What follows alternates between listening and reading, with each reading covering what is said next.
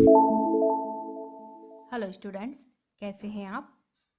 सुगम भारती के पिछले वीडियो में हमने पाठ 18 कलाकार का मान पाठ के वस्तुनिष्ठ प्रश्न और अति लघुत्तरी प्रश्नों का अभ्यास किया।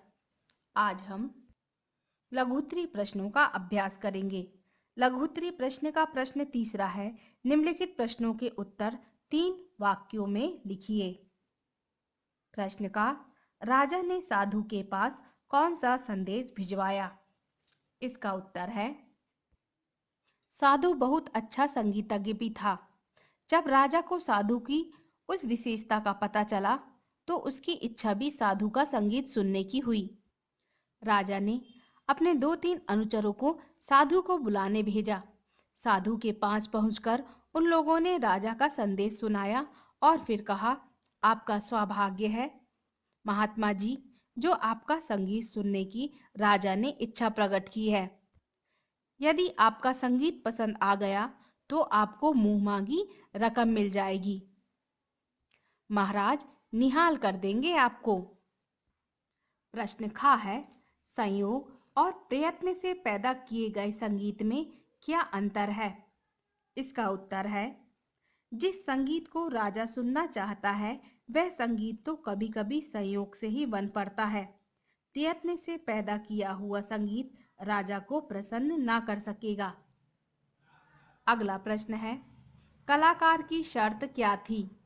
इसका उत्तर है, यदि आपने राजा बनकर संगीत सुना तो वह संगीत विशेष संगीत नहीं बन पाएगा। वह संगीत तो फिर वही संगीत रह जाएगा जो हम नित्य आपको सुनाते हैं।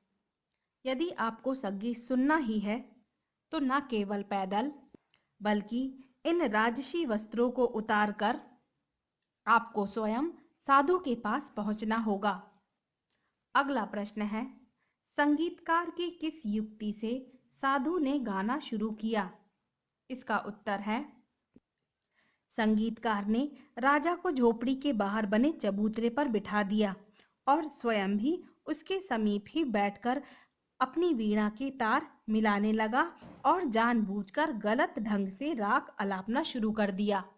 यह सुनकर साधु अपनी झोपड़ी से बाहर आया और साधु ने गाना शुरू किया। अगला प्रश्न है, राजा ने साधु का संगीत सुनने के पश्चात क्या प्रतिक्रिया की। इसका उत्तर है, राजा ने साधु का संगीत सुनने के पश्चात कहा, महाराज आके आपके पास बिताए इन आनंददायक क्षणों की तुलना में मेरा सारा राज्य भी तुच्छ है। मेरा अहंकार गलत था। ये कहते ही राजा की आंखों में आंसू भर आए और वह मोती रूपी आंसू साधु के पैरों पर लुढ़क पड़े।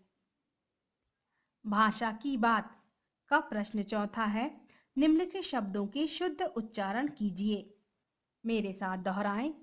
सौभाग्य, विशेषता, नम्र, संपत्ति, गंधर्व, श्रापित, पृथ्वी, वीणा, अंगुलियां, प्रशंसक, श्रोता, वस्त्र, ज्योत्सना, युक्ति, सकपकाया, रुढ़क। प्रश्न नंबर 5वां है, निम्नलिखित शब्दों में सही वर्तनी पर गोला लगाइए। अनचर, अनुचर, अनुचर। इच्छा, इच्छा, इच्छा। प्रयत्न, प्रयत्न, प्रयत्न। विद्वान, वाणी, संगीतज्ञ, श्राप, विवश।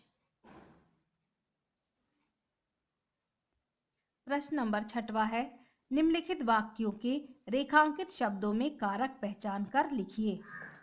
का, राजा संगीत सुनने के लिए बेचैन था।